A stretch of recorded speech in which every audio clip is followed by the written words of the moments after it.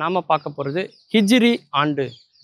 எல்லாருமே கேலண்டரில் கொல்லம் ஆண்டு அப்படின்னு போட்டிருப்பாங்க, திருவள்ளுவர் ஆண்டு போட்டிருப்பாங்க, ஆங்கில புத்தாண்டு போட்டிருப்பாங்க, தமிழ் புத்தாண்டு போட்டிருப்பாங்க. அதோடு சேர்த்து ஹிஜ்ரி ஆண்டு அப்படின்னு போட்டிருப்பாங்க. நீங்கள் ரொம்பலாம் குழம்ப வேண்டாங்க. அதாவது இதனுடைய பெயர் தான் வேறையே தவிர எல்லாமே ஒரே ஆண்டை குறிக்கக்கூடிய வேறு வேறு வார்த்தைகள் தான் அதெல்லாம். கிறிஸ்தவர்கள் பார்த்தீங்கன்னா இயேசு பெருமானினுடைய பிறப்பை வைத்து அவங்க காலத்தை கணக்கிட்டாங்க. கிறிஸ்து பிறப்பதற்கு முன், கிறிஸ்து பிறப்பதற்கு முன் அப்படின்னு பிரித்தாங்க. அதே மாதிரி பார்த்தீங்கன்னா நபிகள் நாயகம் ஸல்லல்லாஹு அலைஹி வஸல்லம் அவர்கிட்ட போய் கேட்குறாங்க, நமக்குன்னு ஒரு ஆண்டு வேணும் அப்படின்னு கேட்குறாங்க. ஏன்னா அதற்கு முன்னாடி பார்த்தீங்கன்னா யானை ஆண்டு அப்படிங்கிற ஒன்று தான் கணக்கிடப்பட்டது. நபிகள் நாயகம் ஸல்லல்லாஹு அலைஹி வஸல்லம் அவர்கள் கூட பார்த்தீங்கன்னா யானை ஆண்டில் பிறந்தேன் அப்படின்னு தான் குறிப்புகள் இருக்குது. அப்படி இருக்கும்போது அப்போ வரக்கூடிய கடிதங்கள் நிறைய வருது. அந்த கடிதத்தில் நாள் குறிப்பிடணும். அப்போ அவங்களுக்கு ஒரு குழப்பம் வருது. அப்போ நமக்குன்னு ஒரு ஆண்டு இருந்தால் நல்லா இருக்கும் அப்படின்னு அவருடைய இருந்த தோழர்கள் 4 பேர், அது மட்டும் இல்லாமல் அவர் கூட அந்த சகாபாக்கள் அவங்களும் சேர்ந்து அவர்கிட்ட ஒரு கோரிக்கை வைக்கிறாங்க. அப்போ எந்த நாளை நம்ம வைத்து நம்ம ஆண்டை துவங்குறது அப்படின்னு யோசிக்கிறாங்க. அப்போ நபி பெருமானுடைய பிறந்த ஆண்டை வைத்து பண்ணலாமா, அல்லது நபி பெருமான் இறை தூதராக மாறிய அந்த ஆண்டை நம்ம எடுத்துக்கலாமா அப்படின்னு அவங்க யோசிக்கிறாங்க. அப்போ பார்த்தீங்கன்னா அது ரெண்டுமே தவிர்த்துடுறாங்க. அதே மாதிரி நபி பெருமான் இறந்த அந்த ஆண்டு, இந்த 3ஐயுமே தவிர்த்துடுறாங்க. ஏன்னா அவர் பிறந்தது, இறை தூதராக வந்தது, அதுலெல்லாம் அவங்களுக்கு மாறுபட்ட கருத்துக்கள் இருக்கிறதுனால அதை தவிர்த்துடுறாங்க. அவருடைய இறப்பு ஒரு துக்ககரமான நிகழ்வு அப்படிங்கிறனால அதையும் தவிர்த்துட்டு நபிகள் நாயகம் ஸல்லல்லாஹு அலைஹி வஸல்லம் அவர்கள் பார்த்தீங்கன்னா மெக்காவிலிருந்து மெதினாவுக்கு வந்தார் இல்லையா, இடம்பெயர்ந்து வந்தார் இல்லையா, அந்த ஆண்டிலிருந்து இந்த ஹிஜ்ரி ஆண்டை நம்ம துவங்கலாம் அப்படின்னு அவங்க முடிவு பண்ணுறாங்க. அதுக்கும் ஒரு காரணம் இருக்குங்க. அதாவது ஹிஜ்ரி அப்படிங்கிற வார்த்தைக்கு அரபு சொல்லுக்கு என்ன அர்த்தம் அப்படின்னா இடம்பெயர்தல் என்ற அர்த்தம். ஒரு இடத்துல இன்னொரு இடத்துக்கு வர்றதுன்னு அர்த்தம். அந்த மாதிரி அவர் மெக்காலேருந்து மெதினாவுக்கு வருகிறார் இல்லையா.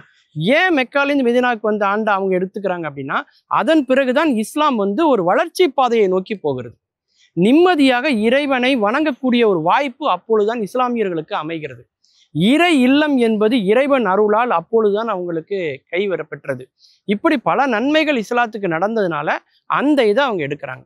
அதுல இன்னொரு சூட்சமமான செய்தி என்ன அப்படின்னு நீங்க பார்த்தீங்கன்னா, நபிகள் நாயகம் ஸல்லல்லாஹு அலைஹி வஸல்லம் அவர்கள் பார்த்தீங்கன்னா மெக்காலேருந்து மெதினாக்கு வரார் இல்லையா, அது பார்த்தீங்கன்னா ஒரு துறந்து வருவது, தியாகம் செய்வது, தன்னுடைய பிறந்த மண்ணை விட்டு, தன்னுடைய இரத்த சொந்தங்களை விட்டு, எல்லாவற்றையும் விட்டு தியாகம் செய்து விட்டு வருகிறார் இல்லையா. அந்த தியாகத்தை போற்றணும். இஸ்லாத்தினுடைய அடிப்படை கொள்கையே என்னன்னு பார்த்தீங்கன்னா தியாகம். அதனால இஸ்லாமியர்கள் சம்பாதிக்கக்கூடிய அந்த பணத்துல பார்த்தீங்கன்னா ஒரு குறிப்பிட்ட பகுதியை அவங்க தியாகம் பண்ணுவாங்க, உதவி செய்வாங்க. அவங்க பணம் சம்பாதிப்பது, பொருளீட்டுவதில் கூட ஒரு வரைமுறையை வைத்திருக்கக்கூடிய ஒரு அற்புதமான ஒரு மார்க்கம் எதுனா நம்முடைய இஸ்லாம் மார்க்கம். அந்த ஹிஜ்ரி ஆண்டுல பார்த்தீங்கன்னா நம்ம தமிழ் மாதங்கள் 12 சொல்றோம் இல்லையா, ஆங்கிலத்திலையும் 12 தான். அதன் பேர் தான் மாறி இருக்கும். நம்ம சொல்றத அவங்க வேற பேர்ல சொல்லுவாங்க. அதே மாதிரி ஹிஜ்ரி ஆண்டும் பார்த்தீங்கன்னாக்கா 12 மாதத்துக்கு வேறு வேறு பேர்கள் இருக்கு. இதுல நமக்கு எல்லாருக்கும் தெரிஞ்சது என்ன அப்படின்னு பார்த்தீங்கன்னா மொஹரம் எல்லாருக்கும் தெரியும், ரம்ஜான் எல்லாருக்கும் தெரியும். இந்த ரம்ஜானும் மொஹரமும் ஒரு பண்டிகையினுடைய பேர் மட்டும் இல்லைங்க, அது ஒரு மாதத்தினுடைய பெயர். இஸ்லாமிய கால அட்டவணைன்னு சொல்லக்கூடிய இந்த ஹிஜ்ரி ஆண்டினுடைய ஒரு மாதத்தினுடைய பெயர் தான் அது. முஹரம் தான் ஒரு ஆண்டினுடைய முதல் மாதமாக வருகிறது. ஏன் அதை வைப்பு முறையில் முதல்ல வச்சிருக்காங்க அப்படின்னா மெக்காலேருந்து மெதினாவுக்கு போகணும் அப்படிங்கிற சிந்தனை அவருக்கு அந்த மாதத்துல தான் வந்தது. அந்த இடம்பெயர்தல், அந்த தியாக சிந்தனை அவருக்கு வந்ததுனால அந்த மாதத்தை தான் முதல் மாதமாக வைத்திருக்கிறார்கள். நோன்பு நோக்கக்கூடிய ரம்ஜானை 9ஆம் மாதமாக தான் அவங்க வச்சிருக்காங்க இல்லையா.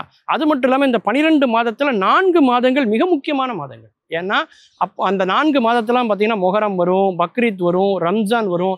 அது மட்டும் இல்லாமல் அவங்களுடைய இறை கடமை என்று சொல்லக்கூடிய இறை அச்சமுடைய இஸ்லாமியர்களுடைய மிக முக்கியமான கடமைன்னு சொல்லக்கூடிய ஹஜ் புனித பயணம் இல்லையா, அந்த இறை இல்லத்தை சுற்றி வலம் வருவது.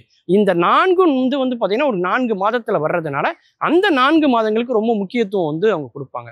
அதே மாதிரி நம்முடைய கிழமைகள் அப்படின்னு நீங்க பார்த்தீங்கன்னா நம்ம திங்கள், செவ்வாய், புதன் ஒவ்வொரு கிழமை பேர் சொல்றோம் இல்லையா. ஆங்கிலத்துல சாட்டர்டே, சண்டேன்னு சொல்றாங்க. அதே மாதிரி இஸ்லாத்துலையும் பார்த்தீங்கன்னா ஒவ்வொரு கிழமைக்கும் ஒவ்வொரு பேர்ல அவங்க அழைப்பாங்க.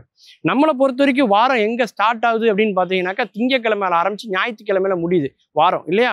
ஆனா ஹிஜ்ரி ஆண்டை பொறுத்த வரைக்கும், இஸ்லாமியர்களை பொறுத்த வரைக்கும் பார்த்தீங்கன்னா ஞாயிற்றுக்கிழமை தான் ஒரு வாரம் தொடங்கும், சனிக்கிழமையில தான் அந்த வாரம் முடியும். அது மட்டும் இல்லாமல் ஒரு மாதம் முடிஞ்சால் அடுத்த மாதம் நமக்கு வந்துடுது இல்லையா, 31 30 வந்த அப்புறம் அடுத்த மாதம் வருது. ஆனால் இஸ்லாத்தில் அப்படி கிடையாது.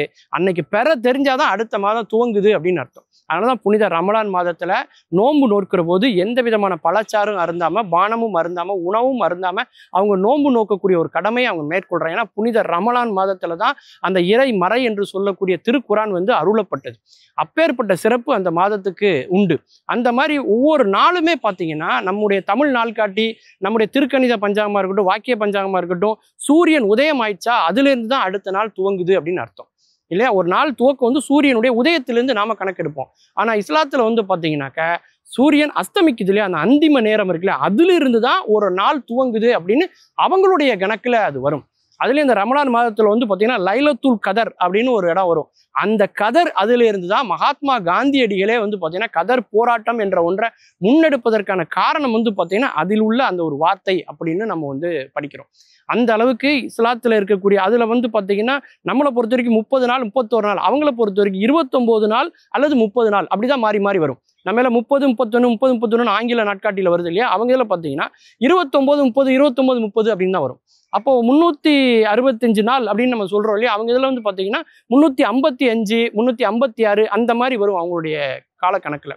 அப்பேற்பட்ட ஒரு தனித்துவமான ஒரு கேலண்டர் நமக்கு வேணும் அப்படிங்கிறதுக்காக அவங்க ஏற்பாடு செய்து உருவாக்கி வைத்திருக்கக்கூடிய கேலண்டர் தான் அது. ஏன்னா அந்த இஸ்லாமியர்களுடைய புனித சடங்குகள், முக்கியமான பண்டிகைகளை எல்லாம் குறித்து வைத்துக் கொள்வதற்கு அவர்களுக்கென்று தனித்துவமான ஒரு நாள்காட்டி நம்முடைய ஹிஜ்ரி கேலண்டர்.